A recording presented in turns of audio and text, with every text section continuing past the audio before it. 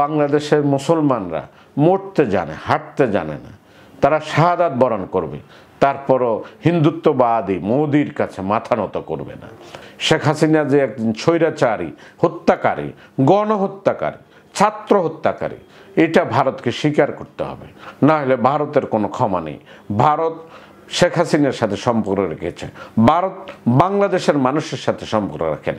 আপনারা জানেন বাংলাদেশে জুলাই আগস্টের ঐতিহাসিক ছাত্র জনতা আন্দোলনে ছাত্র জনতার অনুরোধে সাড়া দিয়ে, তখনও প্রফেসর ডক্টর ইউনূস বিদেশে ছিলেন, তিনি আমাদের আহ্বানে সাড়া দিয়ে ক্ষমতা গ্রহণ করেছেন। এখন ভারতের যে অপপ্রচার ডক্টর ইউনূসকে নিয়ে, কারণ তারা গত 16 বছর যেভাবে বাংলাদেশকে মাথা নুইয়ে রেখেছিল, আমাদের সাবেক প্রধানমন্ত্রী বলছিলেন আমি ভারতকে যা দিয়েছি ভারত কখনো ভুলতে পারবে না। এখন ভারত যেটা করছে এটা ভারতের জন্য বুমেরাং হবে, কারণ without facts checking they are doing this misleading information against professor doctor Yunus. তারা প্রফেসর ডক্টর ইউনূসকে হত্যাকারী বলছে। কোথায় ডক্টর ইউনূস হত্যাকারী ছিলেন? 2000-1500 ছাত্র জনতাকে হত্যা করলো শেখ হাসিনা। শেখ হাসিনা বললেন বিমান থেকে হামলা করা হয়েছিল, গোলাগুলি করা হয়েছিল, জানালায় দাঁড়িয়ে থাকা বাচ্চা পর্যন্ত মারা গিয়েছে।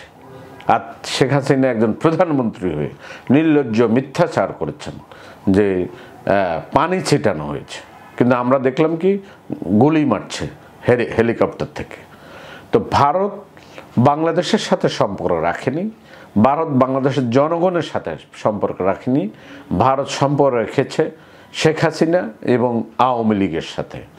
যার কারণে জুলাই আগস্টের এই বড় ধরনের অভ্যুত্থানে শেখ হাসিনার পালিয়ে যাওয়াকে ভারত মেনে নিতে পারে না। এখন তারা প্রফেসর ডক্টর ইউনূসের ছবি পড়িয়ে ফেলছে, আমাদের হাইকমিশনে মারামারি করছে, অ্যাটাক করছে, হাইকমিশনারদেরকে ফিরিয়ে আনা হচ্ছে, বাংলাদেশে ইন্ডিয়ান রাষ্ট্রদূতকে ডেকে তলব করা হয়েছে। এগুলো গত 16 বছর, বিশেষ করে দীর্ঘদিন আমরা কখনো দেখিনি যে এই অন্যায় হেইনাস ক্রাইমগুলো যেভাবে করছে, এগুলো ভারতের কিছু মিডিয়া, আমরা ময়ূখ রঞ্জন যে RTV থেকে নিউজ করে, তাকে আমরা সজীবাদ জয়ের সাথে ছবি দেখেছে, এবং আমাদের সোশ্যাল মিডিয়ার বাংলাদেশ থেকে পাচার করা টাকা এখন প্রফেসর ডক্টর ইউনূসের বিরুদ্ধে বিশ্বব্যাপী লাগানো হচ্ছে, মিডিয়ার কাজে ব্যবহার হচ্ছে।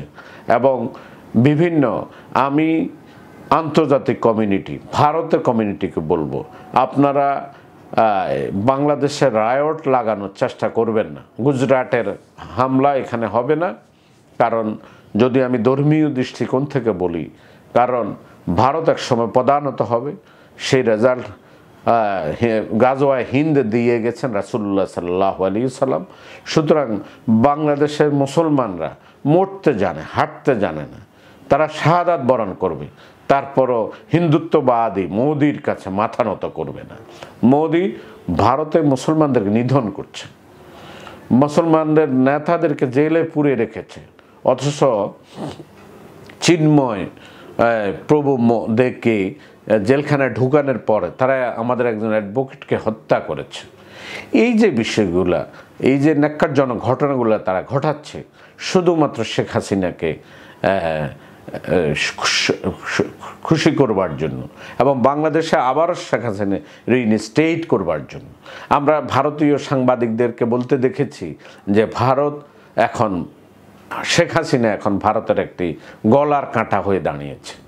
সুতরাং ভারত যদি তাকে রাজনৈতিক আশ্রয় দেয় সেটি আলাদা বিষয়, কিন্তু তারা মাত্র ট্রাভেল ডকুমেন্ট দিয়েছে, যেটা শেখ হাসিনাকে পৃথিবীর কোনো রাষ্ট্রই এখন গ্রহণ করতে চাচ্ছে না। এই ফ্যাসিবাদী হত্যাকারীর যার হাতে রক্তের দাগ লেগে আছে, সে যদি প্রফেসর ডক্টর ইউনূসের বিশ্বব্যাপী ইমেজকে ভুলণ্ঠিত করতে চায়, ধ্বংস করতে চায়, এটাই দেশের মানুষ কখনো মেনে নেবে না। কারণ প্রফেসর ইউনূস একজন সৎ মানুষ, তার বিরুদ্ধে দুর্নীতির অভিযোগ নেই, তিনি একজন সহজ সরল এবং ভদ্রলোক এবং সারা বিশ্বে সমাদৃত। এবং প্রফেসর আরেকজন নোবেল বিজয়ী অমর্ত্য সেন বাংলাদেশের মুসলমানদের প্রশংসা করে বলেছেন, ভারতের মধ্যে যে সংকীর্ণতা রয়েছে সেটি বাংলাদেশের মুসলমানের মধ্যে সংকীর্ণতা নাই। আমরা উদার মনের চিত্তে, উদার মনে ভারতকে আমন্ত্রণ জানাই, ভারতের সাথে বন্ধুত্ব রক্ষা করতে চাই। কিন্তু এইভাবে দিনের পর দিন ভারত যদি আমাদের উপর আক্রান্ত করে, আমাদেরকে অবিচার করে, আমাদের প্রফেসর ডক্টর ইউনূসের সরকারকে ব্যর্থ করবি, শেখ হাসিনাকে ক্ষমতায় বসানোর জন্য যদি তারা পায়তারা করে, এদেশের মানুষ কেউ মেনে নেবে না। অলরেডি সাবেক আর্মি অফিসাররাও তারা এর প্রতিবাদে মিছিল মিটিং করেছে। আমি মনে করি বাংলাদেশের প্রত্যেকটি প্রফেশন বডিকে রাস্তায় নামতে হবে, প্রতিবাদ করতে হবে।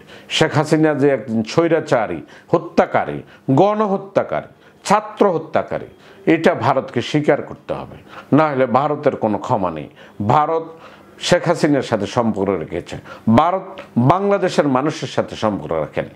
এখন তাদের সকল ক্ষোভ প্রফেসর ডক্টর ইউনূসের উপর, যেটা এদেশের মানুষ কখনো ভালোভাবে নিচ্ছে না, পৃথিবীর কোনো মানুষে এটা ভালোভাবে নিচ্ছে না। বিশেষ করে ইউরোপ, আমেরিকা এবং আন্তর্জাতিক মিডিয়াও এটাতে যতই ডক্টর ইউনূসকে চরিত্র হরণ করবার চেষ্টা করা হচ্ছে, এটা কেউ মেনে নেবে না।